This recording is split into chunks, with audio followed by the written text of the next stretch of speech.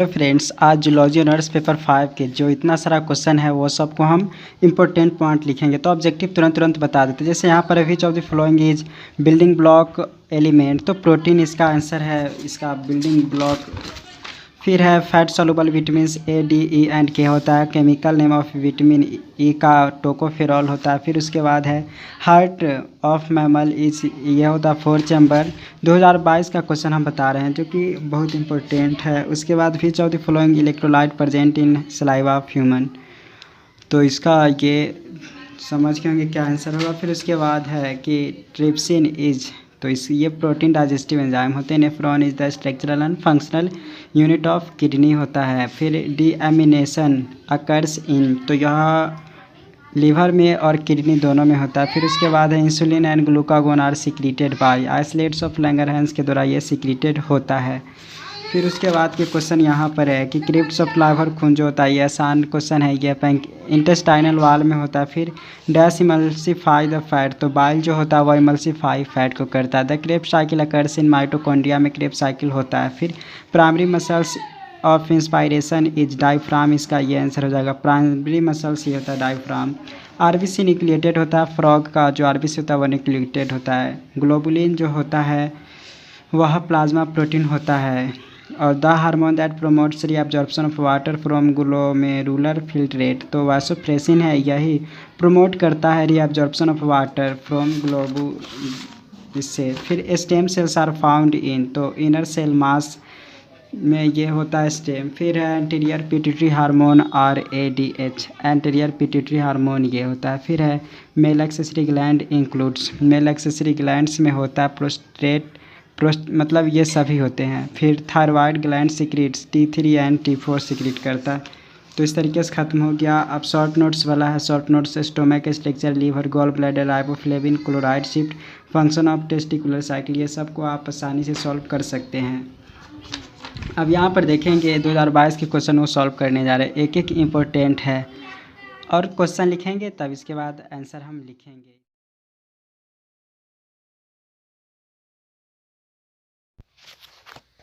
अब सबसे पहले सभी क्वेश्चन को लिख लेते हैं। तो ग्रुप ए में 3 क्वेश्चन होगा, ग्रुप बी में 3 क्वेश्चन और ग्रुप सी में 3 क्वेश्चन।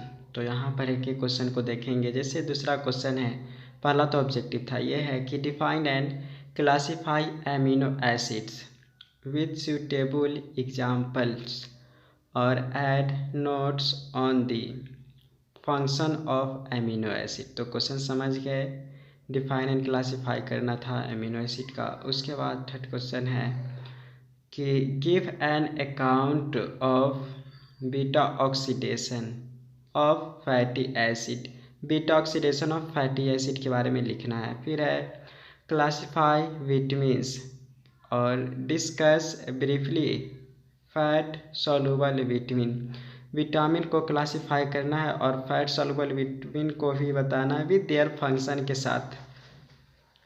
अब ग्रुप बी के बात करते हैं क्वेश्चन, इसमें भी 3 क्वेश्चन है। तो इसमें जो 3 क्वेश्चन है वह है discuss in detail the blood coagulation mechanism, तो ब्लड कोगुलेशन मैकेनिज्म को डिटेल में बताना है। और 6th क्वेश्चन यहाँ पर है, देख सकते हैं कि ऑन द टेस्टिकुलर मैमल्स, तो वही brief account of testicular mammals, तो give the brief account of on the testicular cycle in mammals, तो ये क्वेश्चन है। अब जो 7th क्वेश्चन है एक्सक्रीशन के बारे में, जो ये क्वेश्चन है define excretion, describe the structure and function, तो describe the structure and function of nephron.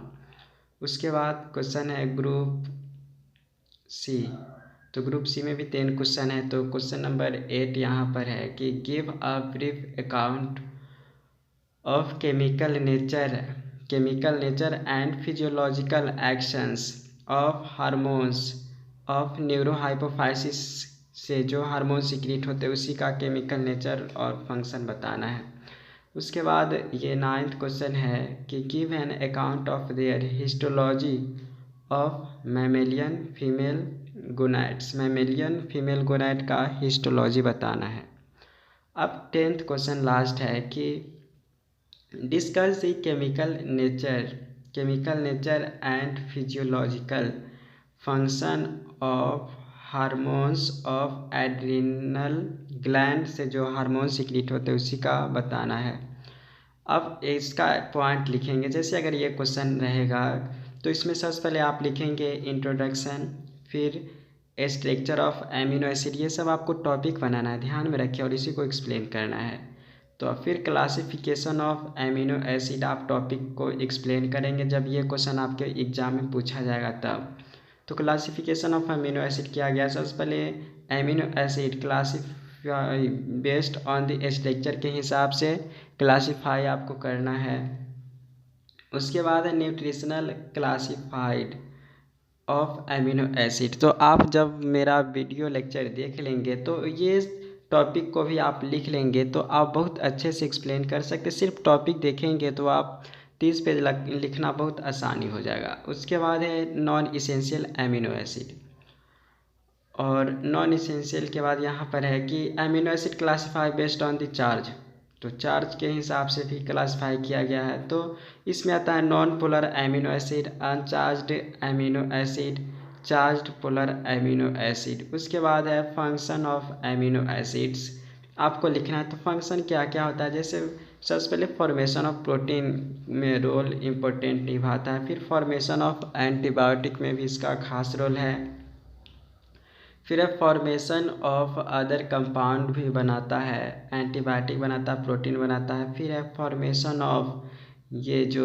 इनके फैलिन्स को भी फॉर्मेशन करने में मदद करता है, फिर बायोलॉजिकल बफर के जैसा भी वर्क करता है। तो ये सब आपको ध्यान दे रहे होंगे कि ये सब सिर्फ टॉपिक है, आप इसी के बारे में आपको लिखना है। फिर है फॉर्मेशन ऑफ हिस्टामिन भी बनाता है। तो ये क्वेश्चन में देख ली इतना सारा टॉपिक है। अगर ये क्वेश्चन आया एमिनो एसिड से रिलेटेड तो आप इतना सारा टॉपिक को लिखेंगे। अगर ये क्वेश्चन आया give an account of beta oxidation, तो इस क्वेश्चन आया तो इसमें तो सिर्फ रिएक्शन है, तो ये थोड़ा मुश्किल टाइप के लगता है क्योंकि खास सिर्फ आपको रिएक्शन लिखना है, याद करना, रिएक्शन हो जाएगा या तो आपका बात भी हो जाएगा। तो बीटा ऑक्सीडेशन थोड़ा सा लिखेंगे। फिर ये जो palmitate plus ATP plus 7NAD plus फिर 7FAD प्लस 7H2O 8COH फिर AMP plus pyrophosphate plus 7NADH plus 7H plus फिर 7FADH2। तो पहले ये और बाद में ये बनता, तो वो आपको ध्यान में रखना है क्योंकि ये वाला बात ज़्यादा याद रखना पड़ेगा।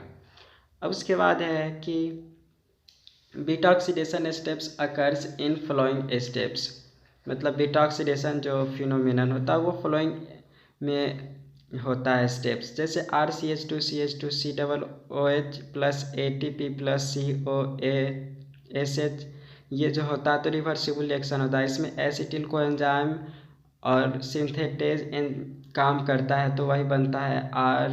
तो ये रिएक्शन आपको ध्यान में रखना है।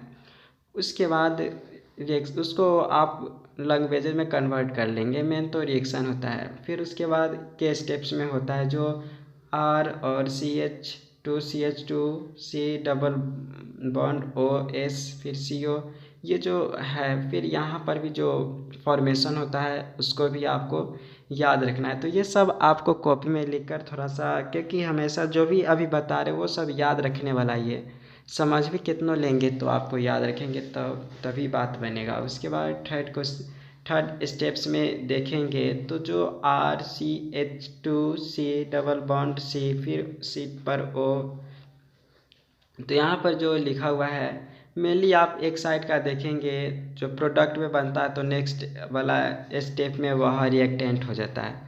तो इसी तरीक़ा से फिर यहाँ पर जो प्रोडक्ट बन रहा है यहाँ पर RCH2COHCHO, तो इस तरीके से जो हाइड्रोक्सिल एसिल को एंजाइम A है तो फिर यहाँ पर भी हाइड्रोक्सिल एसिल को एंजाइम A लिखेंगे, हाइड्रोक्सिल एसिल को एंजाइम A, और तब यही यहाँ पर आगे चलकर अलग प्रोडक्ट में बनाता है। तो इसमें ये एंजाइम की ज़रूरत पड़ता है, हाइड्रोक्सिल एसिल को एंजाइम A सिंथेस फिर NADH की ज़रूरत पड़ता है, तो वही रिएक्शन होकर ये फॉर्मेशन करता है RCH2C डबल बॉन्ड OCCH2, और ये कीटो एसिल को एंजाइम A बनाता है। फिर कीटो एसिल को एंजाइम A प्लस HS ये भी रिवर्सिबल रिएक्शन होता है। तो रिएक्शन होकर इसका फॉर्मेशन करता है, स्टील को एंजाइम ए बनता है, फिर RCH2 और CSCOA बनता है। तो ये आपको याद रखने वाला, इसमें कोई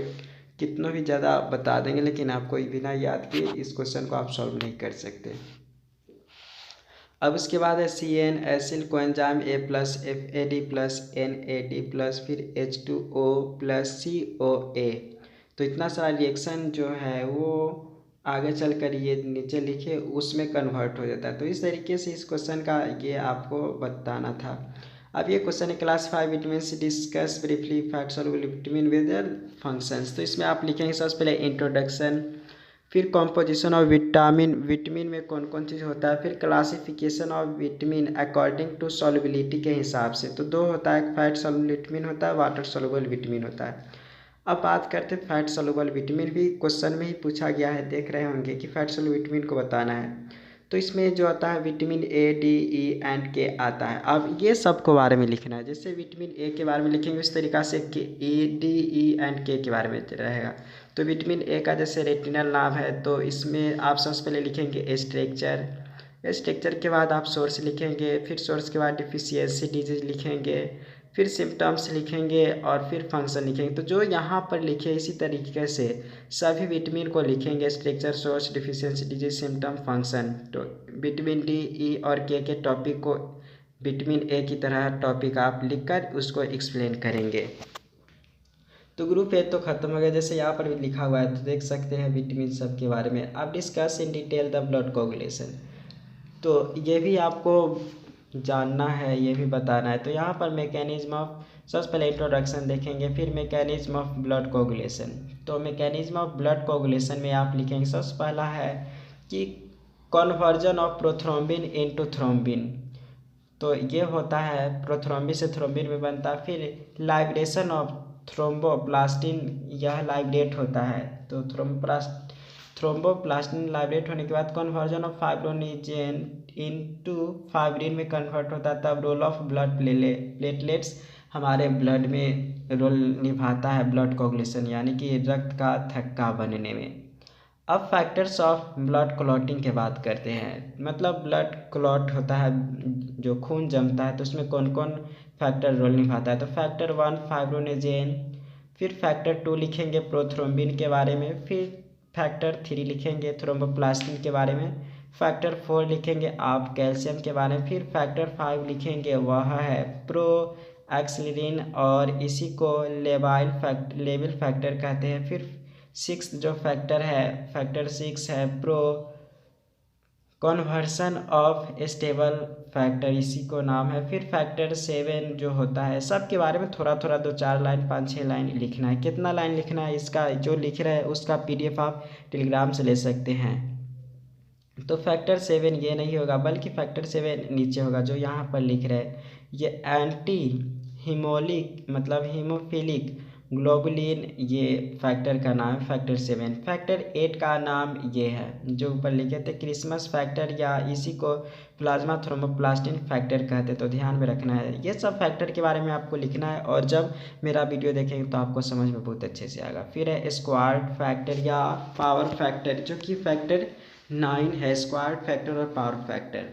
उसके बाद यहाँ पर देखेंगे फैक्टर 10 में है प्लाज्मा थ्रोम्बोप्लास्टिन फैक्टर, या मतलब PTA फैक्टर इसे कहते हैं, प्लाज्मा थ्रोम्बोप्लास्टिन एंटीडेंट मतलब एंटीसीडेंट, ये फैक्टर 10 है। फिर फैक्टर 11 में है हैजमैन फैक्टर और कॉन्टैक्ट फैक्टर इसको कहते हैं। तो ये सब के बारे में आपको लिखना है। और फैक्टर 12 है फाइब्रिन स्टेबलाइजिंग फैक्टर, जिसको FSH कहते हैं, फाइब्रिन स्टेबलाइजिंग फैक्टर।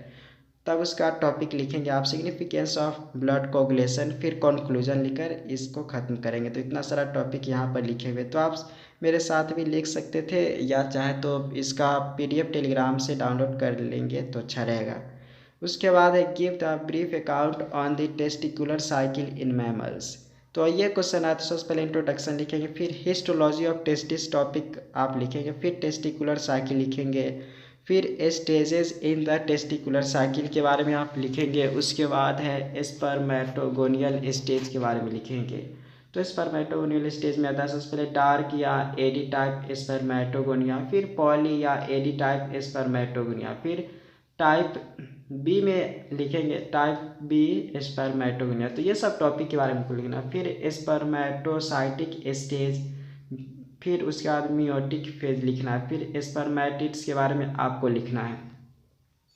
तो स्पर्मेटिड्स में ये सब आता है, जैसे transfer of spermatid into spermatozoa में वह ट्रांसफ़र होता है।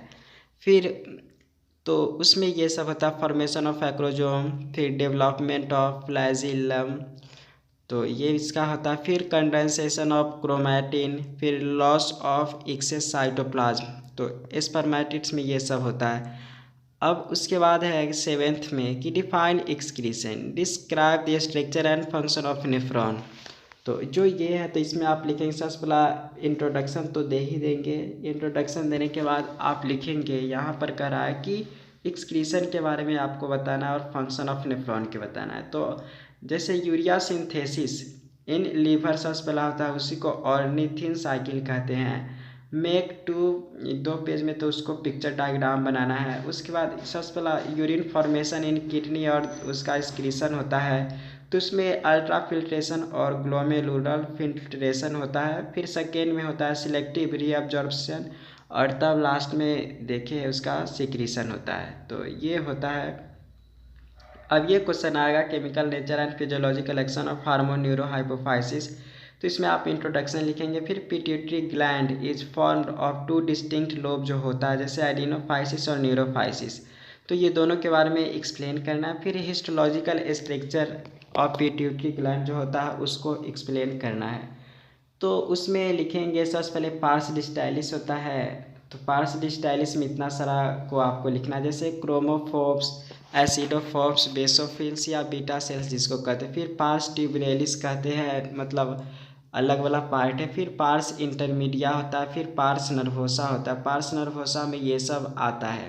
पिनोसाइट्स, न्यूरोग्लायल सेल्स के बारे में लिखेंगे। फिर हार्मोन्स ऑफ पिट्यूटरी ग्लैंड, जो हार्मोन सिक्रीट करता है वो सब हार्मोन्स के बारे में अब आपको एक्सप्लेन करना है, जैसे TSH मतलब थायराइड स्टिमुलेटिंग हार्मोन, फिर ACTH, STH और GH, फिर GTH, MSH, फिर डायबिटोजेनिक हार्मोन, कीटोजेनिक हार्मोन, तो ये सब हार्मोन को सिक्रीट करता है। फिर हाइपोथैलेमिक रेगुलेशन ऑफ एडिनोहाइपोफाइसिस, फिर उसमें भी आता है वैसोप्रेसिन आता है, और बी में ऑक्सीटोक्सिन आता है। तो इतना सारा को आपको एक्सप्लेन करना है, तो ज़्यादा कुछ मुश्किल नहीं, आराम से याद करके लिख सकते। फिर give an account of histology of mammalian female gonad में जब ये क्वेश्चन आए कि histology and mammalian female gonad, तो इंट्रोडक्शन लिखेंगे। फिर ओवेरियन हार्मोन को एक्सप्लेन करेंगे। फिर द एस्ट्रोजेनिक हार्मोन लिखेंगे। फिर द प्रोजेस्ट्रोजेनिक हार्मोन, तो प्रोजेस्ट्रोजेनिक हार्मोन होता है, इसमें इफेक्ट ऑन यूटेरस क्या होता है, maintenance of pregnancy before the formation of placenta. फिर control of growth of mammary gland को भी जो प्रोजेस्टेरॉन होता है वो करता है। फिर देयर डेवलपमेंट फॉर लैक्टेशन, उसके बाद यहाँ पर जो होते हैं फिर suppression of stress cycle and ovulation में भी हेल्प करता है। फिर रिलैक्सिन जो के ओवेरियन हार्मोन होते हैं। तो इस तरीके से ये भी क्वेश्चन हो गया। उसके बाद discuss the chemical nature and physiological function of hormones of adrenal gland, तो ये क्वेश्चन है तो आप इंट्रोडक्शन लिखेंगे। फिर स्ट्रक्चर ऑफ एड्रिनल ग्लैंड को आप लिखेंगे। उसके बाद एड्रिनल कॉर्टेक्स जो पार्ट होते हैं उसमें जोना ग्लोमेरुलोसा आता है पार्ट, फिर जोना फैसियो मतलब फैसिकुलेटा आता है, फिर जोना रेटिकुलेरिस आता है। फिर हार्मोन्स ऑफ एड्रिनल ग्लैंड में आता है ये सब हार्मोन, जैसे ये मिनरल कॉर्टिकॉइड्स हो गया, तो इसका बायोलॉजिकल फंक्शन लिखेंगे। फिर ग्लूकोकॉर्टिकॉइड जो हार्मोन होता है फिर उसका भी आप बायोलॉजिकल फंक्शन लिखेंगे। उसके बाद थर्ड में आता है वह सेक्स हार्मोन हो गया, तो फिर सेक्स हार्मोन को भी आप बायोलॉजिकल फंक्शन क्या होते हैं वो लिखेंगे। एड्रिनल मेडुला में भी वही बात है, हार्मोन्स ऑफ एड्रिनल मेडुला के बात करते ऊपर तो देख लिए एड्रिनल ग्लैंड के था, अब एड्रिनल मेडुला लिखेंगे। फिर फंक्शन लिखेंगे। फिर abnormality function of adrenal medulla अगर हो तो एड्रिनल कॉर्टेक्स में वह हाइपर फंक्शन हो जाएगा चाहे हाइपो फंक्शन हो जाएगा। तो इस तरीके से हमने ये भी क्वेश्चन को डिस्कस कर लिया, ये भी क्वेश्चन, फिर ये क्वेश्चन, फिर 6, 5, फिर उसके बाद यहाँ पर 4, 3, 2 और 1। थैंक्स।